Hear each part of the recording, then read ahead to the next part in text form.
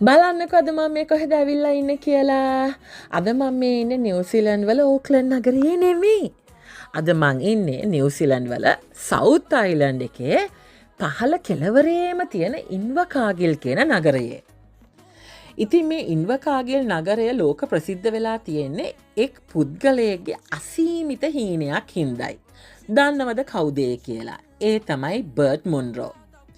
එයා 1920 වසර නිෂ්පාදනය කරපු ඉන්දියන් ස්කවුට් මෝටර් බයික් එකක් මිලට අරන් තියෙනවා. ඊට පස්සේ අවුරුදු 40කට වඩා වැඩි කාලයක් එයාගේ අතින්ම මේ මෝටර් බයික් එක රීඩිසයින් කළා, රීඉන්ජිනියර් කළා. කොහොම හරි සාමාන්‍යයෙන් පැයට කිලෝමීටර් 80ක විතර වේගයෙන් යන මේ බයිසිකල් එක එයා පැයට කිලෝමීටර් 295කට වඩා වැඩි වේගෙන් යන විදිහට ඒක වෙනස් කරලා තියෙනවා.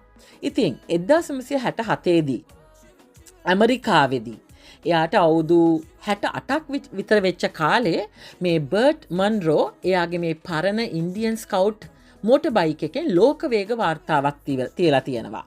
ඒ හින්දා තමයි යාට the world's fastest Indian කියලා නමක් පටබැඳිලා තියෙන්නේ. ඉතින් ඔයා ඕන්න අදත් ඉන්වකාගිල් ආවොත් ඔයාට බලා ගන්න පුළුවන් මේ ද ක්ලාසික් මෝටර්සයිකල් මෙකා කියන ස්ථානය. මෙතන මේ සදර්න් හෙමිස්ෆියර් එකේ තියෙන විශාලතම මෝටර් බයික් මියුසියම් එක කියලා කිව්වොත් හරි.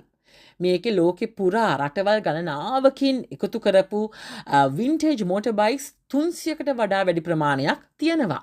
ඒ විතරක් නෙමේ ලෝක ප්‍රසිද්ධ බ්‍රෑන්ඩ් නේම්ස් 68කට වඩා වැඩි ප්‍රමාණයක් මේ මෝටර් බයික්ස් වලට ඉන්ක්ලූඩ්ුත් වෙනවා. ඒ වගේම තමයි මේ මියුසියම් එකේ තියෙන විශේෂම කොටස වෙන් වෙලා තියෙන්නේ බර්ට් මොන්රෝට. මොකද එයා කරපු ඒ මෝටර් බයික් එක ඒ වගේ රීඩිසයින් කරලා ඒ ලෝක වාර්තාවක් තියපු හින්දා තමයි එයා වෙනුවෙන් මේ විශේෂ කෑල්ලක් වෙන් කරලා තියෙන්නේ.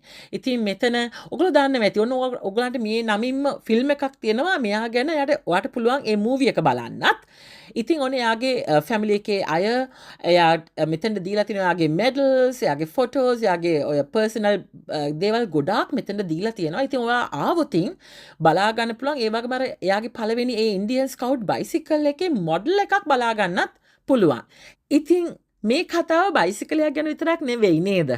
වයස, මුදල්, මේ චැලෙන්ජස් කිසි දෙයක් හීනයක් නවත්තන්න බෑ කියන එක ඔන්න වයසට ගිහිල්ලත් ලෝක වාර්තාවක් තියපු බර්ට් මොන්රෝ ඔප්පු කරලා පෙන්නවා නේද?